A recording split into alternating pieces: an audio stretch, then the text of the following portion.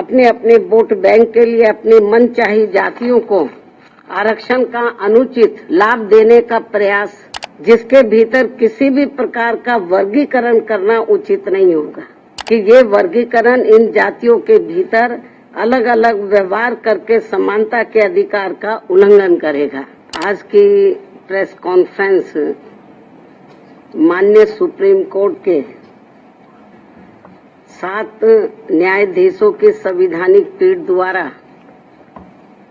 अभी हाल ही में 1 अगस्त 2024 को देश में अनुसूचित जाति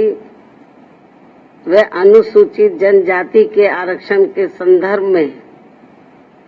जो एक अति महत्वपूर्ण निर्णय दिया गया है, तो उसके संबंध में अपनी पार्टी की प्रतिक्रिया जाहिर करने के लिए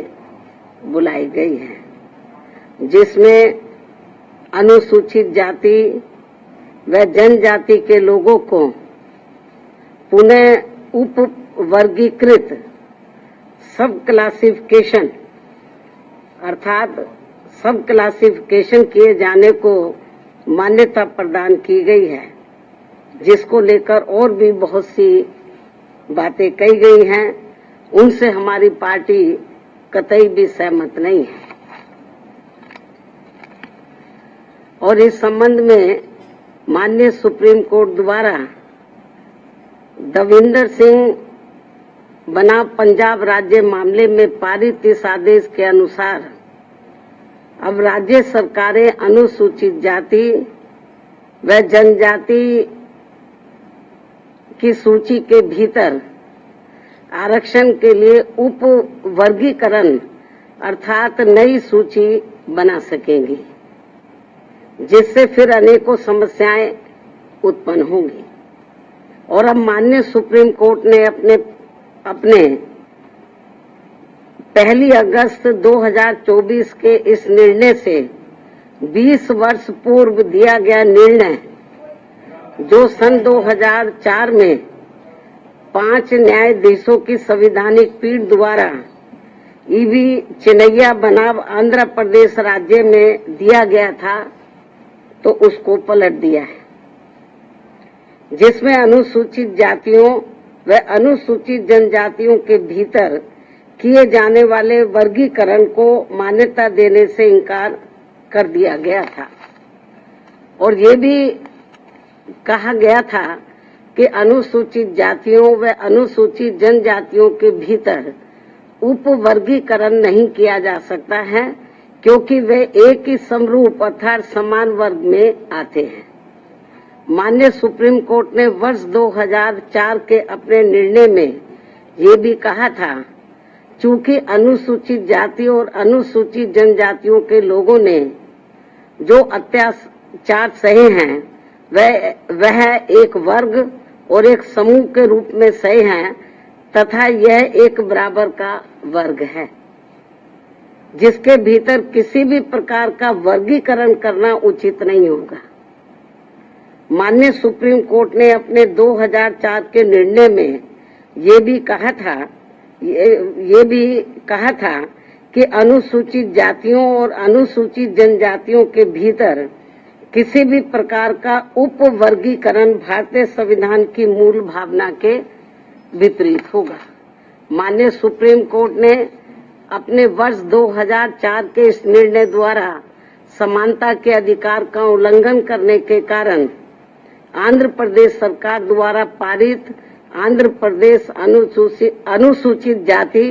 अधिनियम 2000 को भी रद्द कर दिया था। अपने 2004 के निर्णय में माननीय सुप्रीम कोर्ट ने ये भी माना था कि ये वर्गीकरण इन जातियों के भीतर अलग अलग व्यवहार करके समानता के अधिकार का उल्लंघन करेगा। और अब माननीय सुप्रीम कोर्ट के 7 जजों की पीठ ने 1 अगस्त 2024 के निर्णय से सन 2004 के निर्णय को पलट दिया है, जबकि इस निर्णय से अनेकों मतभेद उत्पन्न होंगे। माननीय सुप्रीम कोर्ट के 1 अगस्त 2024 के इस निर्णय के बाद केंद्र और राज्य सरकारों के बीच भी मतभेद की स्थिति उत्पन्न होगी, क्योंकि अभी तक केवल संसद के पास किसी भी जाति को या जनजाति को अनुसूचित जाति व अनुसूचित जनजाति में सम्मिलित करने या बाहर करने की पावर है, जिसे माननीय राष्ट्रपति द्वारा अपने आदेशों द्वारा क्रियान्वित किया जाता है और जिसे बदलने का किसी भी राज्य सरकार को अधिकार नहीं है। परंतु अब 1 अगस्त 2024 के इस निर्णय के बाद जहां जो पार्टी सत्ता में होगी वह अपनी अपनी राजनीति के हिसाब से अदलती बदलती रहेगी, जिसके साथ साथ राज्य सरकारें अपने अपने वोट बैंक के लिए अपनी मनचाही जातियों को आरक्षण का अनुचित लाभ देने का प्रयास करेंगी। इस प्रकार से इस आदेश से ऐसी अनेकों समस्याएं उत्पन्न होंगी, जिसके कारण SC व ST को मिल रहा आरक्षण ही समाप्त हो जाएगा। एक प्रकार से SC व ST को मिल रहा आरक्षण ही समाप्त हो जाएगा और फिर इसका नतीजा ये होगा कि अनुसूचित जाति व जनजाति वर्ग अंत में आरक्षण से वंचित रह जाएगा और उनके हिस्से का आरक्षण भी अंत में किसी न किसी रूप में सामान्य वर्ग को ही दे दिया